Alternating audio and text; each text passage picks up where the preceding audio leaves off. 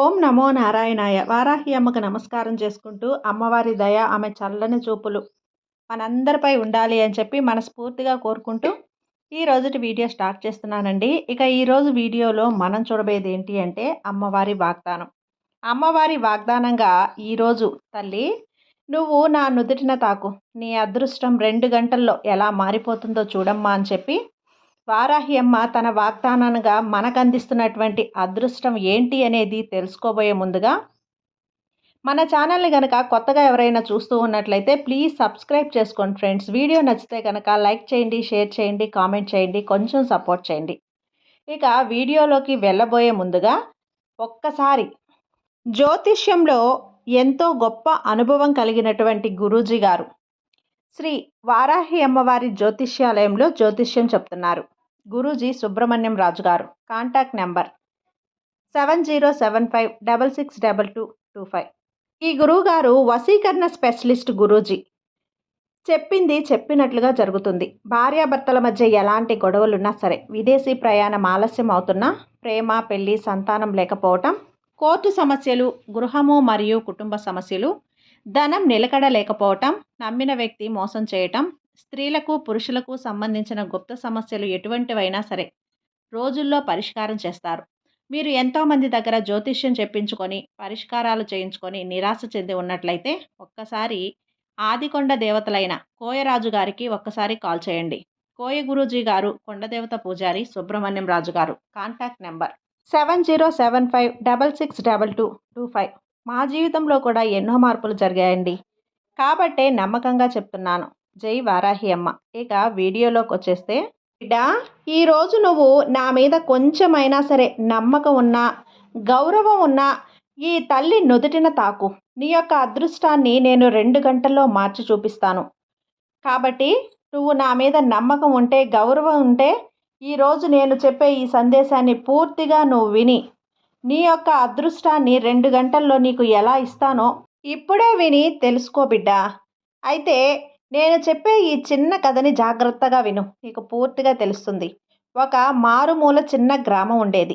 ఆ ఊరికి లాస్ట్లో అంటే చివర గ్రామంలో ఉన్నటువంటి అందరూ కూడా కులం తక్కువ వాళ్ళు ఉండేవాళ్ళు అనమాట. బాగా డబ్బు లేని వాళ్ళు, కాగితాలు ఏరుకుంటూ ఏ పూటకు ఆ పూట తెచ్చుకుని తినేవాళ్ళు అక్కడ నివసిస్తూ ఉండేవారు. అక్కడ ఒక అబ్బాయి కూడా, రాజు అనే ఒక అబ్బాయి నివసిస్తూ ఉండేవాడు. ఆ అబ్బాయికి చిన్న వయసులోనే తల్లిదండ్రులు ఇద్దరినీ కూడా కోల్పోయాడు. అయితే ఆ అబ్బాయికి మంచి చెడు తేడా చెప్పడానికి ఎవ్వరూ కూడా లేరు. ఎవరో ఒక పెద్ద ఆవిడింట్లో ఒక ఓపిక ఉన్నంత కాలం ఆ అబ్బాయిని సాకింది. చివరికి ఆవిడ కూడా పెద్ద వయసు వచ్చింది కదా, చనిపోయింది. అయితే ఆ పిల్లాడు ఒంటరివాడైపోయాడు. వాడికి తెలిసిందల్లా ఏంటి అంటే, ఉదయాన్నే లేవటం, తన పనులు తాను చేసుకోవటం, ఒక సిమెంట్ గోతామో బియ్యం గోతామో ఖాళీగా ఉంటుంది కదా, ఆ గోతాన్ని చంకన పెట్టుకొని ఆ ఊరిలో ఎక్కడైతే చిత్తు కాగితాలు, ప్లాస్టిక్ డబ్బాలు ఉంటాయో ఇవన్నీ కూడా అక్కడ చెత్త దగ్గర పడేసి ఉంటారు కదా. మనకి ఇక్కడ కూడా అక్కడక్కడ కనిపిస్తూ ఉంటాయి కదండి ఆ కాగితాలు ఏరుకునే వాళ్ళు అని చెప్పి. అలా అన్నమాట. ఆ అబ్బాయి కూడా ఆ దొరికిన కాగితాలు, పుస్తకాలు, ప్లాస్టిక్ డబ్బాలు అన్నీ కూడా ఆ గోతాంలో వేసుకొని సాయంత్రం 6 గంటలకల్లా ఆ గోతాంలో అయితే పోగు చేసుకొని అవన్నీ కూడా షాప్కి తీసుకొని వెళ్ళి అక్కడ 50 రూపాయలు వస్తుంది ఆ అబ్బాయికి. ఇక రోజుకి ఒక 50 రూపాయలు ఆ అబ్బాయి సంపాదించుకుంటూ వచ్చిన డబ్బుతోటి తన కడుపు నింపుకొని మళ్ళీ చిన్న గుడిసెలోకి వెళ్ళి నిద్రపోతాడు. అయితే ఒకరోజు ఇలా కాగితాలు ఏరుకుంటూ ఉన్న సమయంలో అనుకోకుండా ఆ చెత్త కాగితాలు ఏరే ఒక చెత్త కుండీ దగ్గర ఒక గ్రీన్ కలర్ బ్యాగ్ అయితే కనిపిస్తుంది. ఆ హ్యాండ్ బ్యాగ్ ఆడవాళ్ళు తగిలించుకుంటారు కదా, అలాంటి హ్యాండ్ బ్యాగ్ అన్నమాట. ఆ హ్యాండ్ బ్యాగ్ని చూడగానే ఆ అబ్బాయికి గుండె జల్లుమంటుంది. వారికి కూడా కొన్ని టెన్షన్లు ఉంటాయండి. ఎందుకంటే కొంతమంది మావోయిస్టులు బ్యాగుల రూపంలో బాంబులు పెడుతూ ఉంటారు. అక్కడ కొంతమంది ఏంటి అంటే డబ్బులు అనేవి పొరపాటున ఆ చెత్త కుండీల్లో పడేస్తూ ఉంటే, మా డబ్బు పోయింది, ఫలానా చోట మేము పడేసామని చెప్పి పోలీస్ కంప్లైంట్ కూడా ఇస్తూ ఉంటారు. అలా ఏది ఆ అబ్బాయి మీదకి వస్తుందో అని చెప్పి భయపడుతూ, నేను ఎవరి దగ్గరికి వెళ్ళి దొంగతనం చేయట్లేదు, ఎవరి ఇంటి ముందు నేను తీసుకురావటం లేదు, నేను ఏరుకునే దగ్గర చెత్త కుండీ దగ్గర ఈ బ్యాగ్ ఉంది, తీస్తే తప్పేముంది అని మనసులో అనుకొని ఆ బ్యాగ్ జిప్పును తీసి చూస్తే అందులో ఒక 5,000 రూపాయలు అయితే ఉంటాయి. ఆ 5,000 రూపాయలు చూసిన తర్వాత ఆ అబ్బాయికి చాలా సంతోషం కలిగింది. ఎందుకంటే అంత డబ్బున ఆ అబ్బాయి పుట్టిన తర్వాత ఎప్పుడూ చూడలేదు కదా. ఇంత డబ్బును ఒక్కసారిగా కనిపించేసరికి చాలా సంతోషపడిపోయి, ఆ బ్యాగులో ఉన్నటువంటి చెత్త కాగితాలు ఆ గోతాంలో వేసుకొని ఇంటికైతే వెళ్ళిపోతాడు. వెళ్ళి ఆ బ్యాగ్‌ని ఇంట్లో పెట్టుకొని, ఆ చెత్త కాగితాలన్నీ కూడా అమ్ముకొని, వచ్చినటువంటి రూ. 50 తీసుకొని ఇంట్లోకైతే వెళ్ళిపోతాడు. ఇక 5,000 వచ్చాయి కదా! ఆ 5,000 తోటి ముందు ఆ అబ్బాయికి కావాల్సిన చిన్న చిన్న వస్తువులు, మంచి బట్టలు 2 జతలు, అంతేకాకుండా చిన్న చిన్న కోరికలుంటాయి కదా! చికెన్ దమ్ బిర్యానీ, అలాగే సోడా తాగాలి, ఫలానా హోటల్‌కి వెళ్ళి అవి తినాలి, ఇవి తినాలి అని చెప్పి చిన్న చిన్న కోరికలన్నీ కూడా తీర్చుకుంటాడు. ఇక ఆ అబ్బాయికి ఆ డబ్బు దొరక్క ముందర ఒకలాగా ఒంటరిగా, బాధగా, చినిగిపోయిన బట్టలు వేసుకొని ఉన్న సమయంలో తన దగ్గర ఒక్కళ్ళు కూడా వచ్చేవారు కాదు ఆడుకోటానికి, స్నేహం చేయటానికి కానీ. ఎప్పుడైతే ఈ రూ. 5,000 దొరికి వాడు కాస్త మంచి బట్టలు వేసుకొని ఇలా బయటకొచ్చి తిరుగుతూ ఉన్నాడో, నలుగురు కూడా తన స్నేహం చేయటానికి తన దగ్గరకొచ్చి చేరుతారు. కొంతమంది కుర్రాళ్ళు పక్కకొచ్చేసరికి ఆ రాజుకి కొంచెం లెవెల్‌గా అనిపించింది.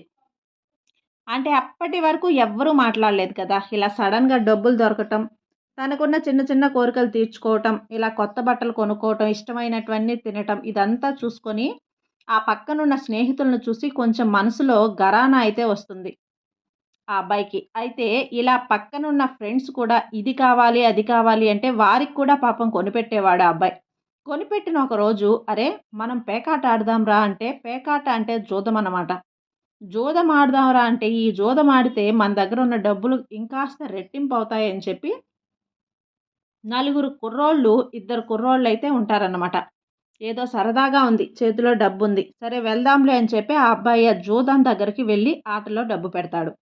ఆ అబ్బాయి దగ్గర ఉన్న రూ. 1000 1500 పెట్టేస్తాడు. పెట్టేస్తే ఫస్ట్ వచ్చినట్టుగానే ఒక 500 ఒస్తాయి. ఆ తర్వాత మొత్తం కూడా పోతాయి. ఇక చేతిలో చిల్లిగవ్వలేదు. మళ్ళీ మొదటి పరిస్థితికైతే రాజొచ్చేసాడు ఆ అబ్బాయి. ఇక వచ్చే రాంగానే ఇక అప్పటి నుంచి స్నేహితులందరూ అని చెప్పి ఎవరైతే నలుగురు చుట్టూ తిరిగారో వాళ్ళందరూ కూడా ఆ అబ్బాయిని వదిలిపెట్టేసి వెళ్ళిపోతారు. ఇక వాడికి తెలుస్తుంది ఆ రోజు నుంచి. అసలు డబ్బు యొక్క విలువేంటి? డబ్బుంటే కోరికలు ఎలా తీర్చుకోవచ్చు? డబ్బుంటే ఇంతవరకు ఎవరూ మాట్లాడిన వారు కూడా వచ్చి మాట్లాడతారు. మనతో స్నేహం చేస్తారు. డబ్బు విలువేంటో ఇవన్నీ కూడా ఆ అబ్బాయికి తెలుస్తాయి. అంటే మనుషుల యొక్క మనస్తత్వాలు కూడా అప్పటిదాకా స్నేహం చేశారు. అంతలోనే వెళ్ళిపోయారు. డబ్బయిపోగానే వెళ్ళిపోయారు. జూదం అని చెప్పి ఇరికించారు, పాడు చేశారు, వెళ్ళిపోయారు. ఇదంతా తెలుసుకున్న తర్వాత ఇలా కాదు. నేను కూడా కష్టపడి డబ్బు సంపాదించాలి. అది దొరికిన డబ్బు కాబట్టి ఖర్చయిపోయింది. నేనే సంపాదించుకుంటే బావుంటుంది కదా అని చెప్పి అనుకొని, అలాగే మళ్ళీ తెల్లవారిన తర్వాత గోతాము, సంకెళ్ళు పట్టుకొని ఆ చెత్త కాగితాల చోటికి ఏరుకోవడానికి వెళ్ళిపోతాడు. సాయంత్రానికి ఆ యొక్క అన్నీ కూడా అమ్మేసి, గోతాం అంతా కూడా తీసుకొని ఒక రూ. 50 తీసుకొని 50 తోటి ఇంటికి వెళ్ళి, ఈ రోజు నుంచి నేను ఈ రూ. 50లో రూ. 40 అనేది నా ఖర్చులకు వాడుకొని, ఒక రూ. 10 పొదుపు చేసుకోవాలి అని చెప్పి ఆ అబ్బాయికి చెత్త కుండీలో పచ్చ బ్యాగ్ దొరుకుతుంది కదా! ఆ బ్యాగ్‌లో అయితే రోజు తీసిపెట్టే రూ. 10 అనేది ఆ బ్యాగ్‌లో పెట్టుకొని మిగతా రూ. 40 ఆ అబ్బాయి ఖర్చులకైతే వాడుకుంటాడు. ఇలా వరుసగా 30 రోజులు పెట్టాడు. 30 రోజులకు ఏమైంది 300 అయింది. అయిన తర్వాత ఆ అబ్బాయికి ఒక ఆలోచన అనేది వచ్చింది. ఒక సోడా తాగుదాం అని చెప్పి అక్కడికి వెళ్తాడు. వెళ్ళిన తర్వాత నిమ్మకాయ సోడా ఎంత అంటే రూ. 20 అని చెప్పి చెప్తాడు. వాళ్ళు అబ్బా! రూ. 20 ఇప్పుడు బాగా ఎండాకాలం. ఎండలు బాగా వస్తున్నాయి. ఈ బండి పెట్టుకోవాలంటే ఎంతవుతుంది? అద్దెకు తీసుకోవాలంటే ఎంతవుతుంది? అని చెప్పి అడుగుతాడు. అలా కనుక్కుంటే, అయ్యా! బండి కొనుక్కోవాలంటే గనక రోజుకు రూ. 100 అవుతుంది. మేమే అద్దెకిస్తాం. ఈ బండిలోనే గ్యాస్ ఉంటుంది, నిమ్మకాయలిస్తాం, అన్నీ ఇస్తాం. రోజుకు రూ. 100 ఖర్చవుతుంది అని చెప్పి చెప్తాడు. అబ్బాయి దగ్గర 300 ఉన్నాయి కదా! సరే 3 రోజులు పెట్టుకొని చూద్దాం. లాభమా? నష్టమా? నేను కష్టపడదాము అనుకుంటున్నాను కదా! తప్పేముంటుంది అని చెప్పి అనుకొని, ఆ అద్దెకి 300 ఇచ్చి 3 రోజులు ఆ బండిని తీసుకుంటాడు. తీసుకొని మంచిగా అంటే అంతకుముందు ఈ అబ్బాయి ఎప్పుడైతే నిమ్మకాయ సోడా తాగడానికి వెళ్ళినప్పుడు, అక్కడ వాళ్ళు ఎలా అయితే మాట్లాడి జనాన్ని ఆకర్షించేటట్లుగా మాట్లాడటం, వాళ్ళ టేస్ట్‌కి తగ్గట్టుగా వాటిని కలిపివ్వటం ఇవన్నీ కూడా ఆ అబ్బాయి తెలుసుకుంటాడు. ముందుగానే తెలుసుకొని ఇక ఆ బండినైతే స్టార్ట్ చేశాడు. స్టార్ట్ చేస్తే సాయంత్రానికి ఆ అబ్బాయికి 200 వచ్చాయి. అంటే రోజుకు 100 అద్దె. ఆ అద్దె కట్టగా రోజుకి 200 మిగిలాయి. మంచిగా నడుస్తుంది. 3 రోజుల్లో 600 అయితే సంపాదించాడు. ఇలా 600 సంపాదించాడు కదా! మళ్ళీ అద్దెకి పెట్టుకొని, మళ్ళీ అద్దె కట్టి, మళ్ళీ పెట్టుకుంటాడు. పెట్టుకున్న తర్వాత మళ్ళీ ఆ అబ్బాయికి దాదాపుగా ఒక 3000 అయితే కొన్ని రోజులకి సంపాదించుకుంటాడు. ఇలా సంపాదించిన తర్వాత ఎవరైతే ఆ బండిని అద్దెకిస్తారో, ఆ అద్దెకిచ్చిన అతన్ని అడుగుతాడు. "ఈ బండిని సొంతం చేసుకోవాలంటే నేను మీకు ఎంత ఇవ్వాలి?" అని చెప్పి వాళ్ళు అడుగుతారనమాట. "అయ్యా, ఇది 5000 అవుతుంది. అప్పుడు బండి నీ సొంతమైపోతుంది" అని చెప్పి అంటే, ఇక నెల రోజులు ఎక్స్ట్రా కష్టపడి 5000 పోగు చేసుకొని ఆ బండినైతే కొనుక్కుంటాడు. అలా కొనుక్కున్న ఆ బండిని బాగా కష్టపడాలని చెప్పి ఆశ ఆ అబ్బాయికి. తపన అనేది ఉంటుంది. ఇక బాగా జనాలతో మాట్లాడడం, వాళ్ళకి నచ్చినట్లుగా మంచిగా సోడాను కలిపి ఇవ్వటం, అన్నీ చేయటం, ఇవన్నీ కూడా చేసి ఆ మనుషులకు తగ్గట్టుగా వాటితోటి ఫలానా రాజు నిమ్మకాయ షాప్ అంటే, నిమ్మరసం ఇచ్చే షాప్ అంటే ఒక మంచి పేరైతే మార్కెట్‌లో తెచ్చుకున్నాడు. ఇక ప్రతి ఒక్కరూ కూడా ఒక్కొక్క రోజు వెళ్ళిన వాళ్ళు రెండో రోజు ఆ అబ్బాయి దగ్గర బావుంటుంది అని చెప్పి వెళ్తారు కదా! అలా రెండో రోజు కూడా వచ్చేవాళ్ళు. ఇక ఇక ఆ అబ్బాయికి మంచి గిరాకీ జరుగుతుందనమాట. మంచిగా వ్యాపారం అనేది సాగుతుంది. అనుకున్న టైంలో ఆ అబ్బాయికి అదే షాప్‌లో బత్తాయి రసాన్ని కూడా అమ్మాలి అనే ఒక ఆలోచన అయితే వచ్చింది. అలాగే ఒక కొన్న బత్తాయి కాయలు కూడా తెచ్చుకొని బత్తాయి రసాన్నయితే పిండి ఇవ్వటం మొదలుపెట్టాడు. ఇక కొంచెం ఆ షాపుని డెవలప్ చేసుకోవటం, సాయంత్రానికి రోజుకి 500, 600 మిగలటం. ఇలా డబ్బులైతే మంచిగా సంపాదించుకోవడం నేర్చుకున్నాడు. అనుకోకుండా ఒకరోజు ఆ అబ్బాయి దగ్గరికి ఒక పెద్దావిడొస్తుంది. ఈ అబ్బాయి చిన్న వయసు కదా! ఆ అబ్బాయి కష్టపడే మనస్తత్వం కొన్ని రోజుల నుంచి గమనిస్తూ ఉంటుంది ఆ పెద్దావిడ. ఆ అబ్బాయి వ్యక్తిత్వం ఏంటి? మనుషులతో ఎలా మాట్లాడుతున్నాడు? ఎలా ప్రవర్తిస్తున్నాడు? ఇవన్నీ కూడా కనిపెడుతుంది. ఆ అబ్బాయి నవ్వు చూస్తే మంచోడిలా ఉన్నావు. కొత్తగా పెట్టుకున్నావా ఏంటి షాపుని అంటే, అవునమ్మా, నేను కొత్తగా పెట్టుకున్నాను అని చెప్పి చెప్తాడు. నువ్వు మంచిగా చేస్తున్నావు వ్యాపారం.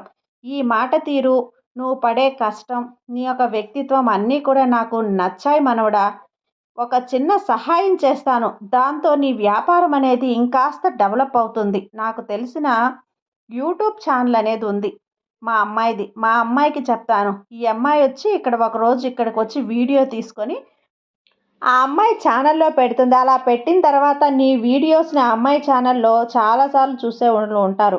వాళ్ళు కూడా నీ దగ్గరలో చుట్టుపక్కల వాళ్ళందరూ కూడా వస్తారు. నీకు మంచిగా గిరాకీ సాగుతుంది అంటే, అప్పుడు సరే పెద్దమ్మ అని చెప్పి ఆ పెద్దమ్మకి నమస్కారం చేస్తాడు. ఆ పెద్దమ్మ ఆ యూట్యూబ్ అమ్మాయికి ఫోన్ చేసి, ఇలా ఈ అబ్బాయి జీవిత చరిత్ర ఇలాంటిదమ్మా అంటే ఆ అమ్మాయి కూడా ఒప్పుకుంటుంది. ఆ అమ్మాయి ఆ అబ్బాయి రాజు షాప్ దగ్గరకొచ్చి చక్కగా ఒక వీడియో తీసైతే యూట్యూబ్‌లో పెట్టి యూట్యూబ్‌లో అప్‌లోడ్ చేస్తుంది. ఎప్పుడైతే అది యూట్యూబ్‌లో అప్‌లోడ్ అవుతుందో, ఆ అమ్మాయి ఒక్క దెబ్బకి అది వైరల్ అయిపోతుంది ఆ వీడియో. అలా వైరల్ అయిపోయిన తర్వాత ఎంతోమంది జనాలు అసలు ఈ అబ్బాయికి 2 చేతులు కూడా మిషన్‌లాగా పనిచేస్తుంటాయి. ఎంత మిషన్‌లాగా పనిచేస్తున్నప్పటికీ కూడా ఇంకా ఆ అబ్బాయికి ఆహా!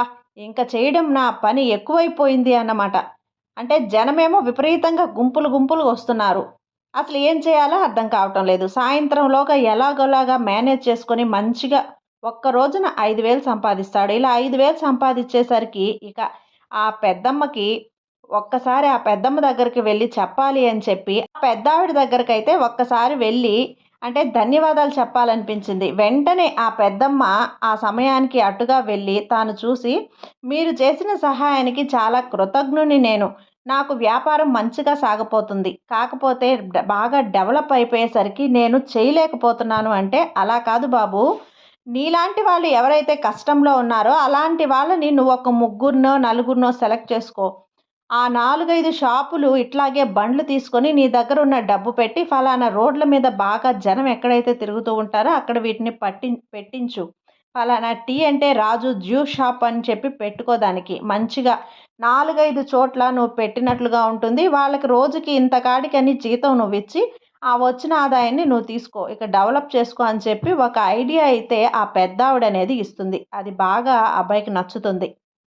అలాగే చేస్తాడు. ఇక ఆ అబ్బాయికి ఒక్కొక్క బండికొచ్చేసరికి రోజుకి 5,000 4 బండ్లు పెట్టుకుంటే ఒక్కొక్క రోజుకి 20,000 సంపాదిస్తాడు. ఇలా 20 రోజుల్లో 20,000లో ఆ ముగ్గురికి కూడా రోజుకు రూ. 1,000 ఇవ్వగా మిగిలిన డబ్బుతోటి సంతోషంగా, ఆనందంగా జీవితంలో ఇంకా డెవలప్ చేసుకుందాం అనే ఒక ఆలోచన అనేది ఉంటుంది. ఆ పట్టుదల అనేది ఆ అబ్బాయికి నిలబడుతుంది. అయితే ఆ అబ్బాయికి ఇంకా దీంతో స్టార్ అనేది తిరిగిపోతుంది. ఆ అబ్బాయి జీవితం అనేది ఎక్కడెక్కడో స్నేహితులు, ఎక్కడెక్కడో వాళ్ళందరూ కూడా రాజు ఫ్రూట్ జ్యూస్ రాజు ఫ్రూట్ జ్యూస్ అని చెప్పి చెప్పుకోవటం, ఈ ఏరియాలో ఈ అబ్బాయికంటూ ఒక పేరనేది వచ్చేస్తుంది. అయితే ఈ కథ అయితే ఇక్కడితో ముగుస్తుంది. ఈ కథ ద్వారా అమ్మ మనకు చెప్పాలనుకున్నటువంటి నీతి ఏంటి అంటే గనక, డబ్బు ఉన్నప్పుడు ఎప్పుడైనా కానీ మనిషి చుట్టూ జనం ఈగల్లాగా తిరుగుతూ ఉంటారు. అదే బెల్లం చుట్టూ ఈగలు తిరుగుతారు అంటారు కదా! అదే విధంగా డబ్బు లేదు అంటే గనక ఆ మనిషిని చిన్న చూపు చూసి చులకనగా మాట్లాడుతారు. ఎప్పుడైనా నీలో కసి, పట్టుదల సంపాదించాలనే ఆశ ఉన్నప్పుడు, ఆశ ఉన్నంత మాత్రాన సరిపోదు. లక్ష్యమేంటో తెలుసుకొని ఆ పనిని నువ్వు కష్టపడి చేయగలిగితే, అందులో విజయాన్ని గనుక నువ్వు సాధించగలిగితే నిన్ను ఛీ అన్న వాళ్ళు కూడా వాళ్ళ వాళ్ళ నోటి వెంటే ఆ నోరు ఎవరైతే ఛీ అన్నారో అదే నోటి చేత నువ్వు శభాష్ అనిపించుకోవచ్చు. అలా ఉండాలి అంటే ఇప్పుడు ఆ రాజు చిన్న గుడిసెలో నుంచి రోజుకి రూ. 50 ఆ చెత్త సామాను అమ్మి, ప్లాస్టిక్ డబ్బాలమ్మి రోజుకి 20,000 రోజుకు సంపాదిస్తున్నాడంటే ఎంత గొప్ప విషయం. ఆ అబ్బాయిలో ఉన్న పట్టుదల, తపన, చిన్న వయసులోనే జీవిత సత్యాన్ని తెలుసుకున్న ఆ అబ్బాయికి ఇంతటి మెలకువ ఉంది. అంతటి తెలివి నీలో ఉందా? లేదా? చెప్పు. నువ్వు కూడా ఈ జీవితాన్ని మార్చుకో. ఏదో ఒకటి చేసి నీ జీవితంలో నీకంటూ ఒక ప్రత్యేకమైన గుర్తింపు తెచ్చుకున్నప్పుడే నీ జీవితంలోకి అదృష్టాలు అడుగుపెడతాయి. మొదట నీలో మార్పు రావాలి. ఏం చేయాలి అనే ఆలోచన పుట్టాలి. ఆ ఆలోచన అమలులో పెట్టాలి. అది నువ్వు సక్సెస్ అయ్యేలా కష్టపడి అందులో ఒక సక్సెస్ని సాధించాలి. అర్థమైంది కదా! నువ్వు ఎప్పుడు కూడా నువ్వు చేసే పనిలో నీకంటూ సహాయంగా ఈ తల్లి ఎప్పుడూ ఉంటుంది. కాబట్టి నువ్వు కష్టపడాలి అనే ఒక ఆలోచన అనేది ముందు నీలో తీసుకురా. దాని ఆచరణలో ఈ తల్లి వారాహి అమ్మ ఆచరణలో పెడుతుంది. నిన్ను అందనంత ఎత్తులో ఉంచుతుంది. కాబట్టి అమ్మ మీద నమ్మకంతో ప్రయత్నించి చూడు. ఏదైనా కూడా సాధిస్తావు, సంతోషంగా ఉంటావు. సర్వే జన సుఖినో భవంతు. జై వారాహి అమ్మ.